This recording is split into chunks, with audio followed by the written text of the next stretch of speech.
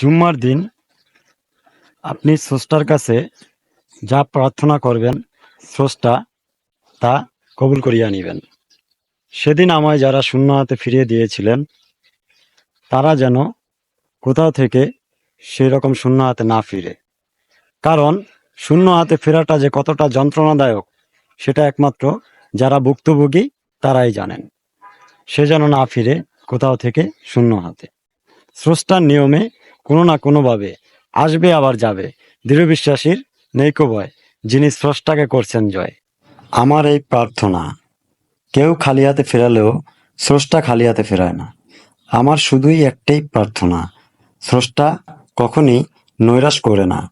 স্রষ্টা আছে সব সময় বান্দার সাথে। স্রষ্টার কাছে আমার প্রার্থনা, আজ আমি ঠকেছি, কাল যেন তুমি না ঠকো। সেটাই প্রার্থনা স্রষ্টার কাছে।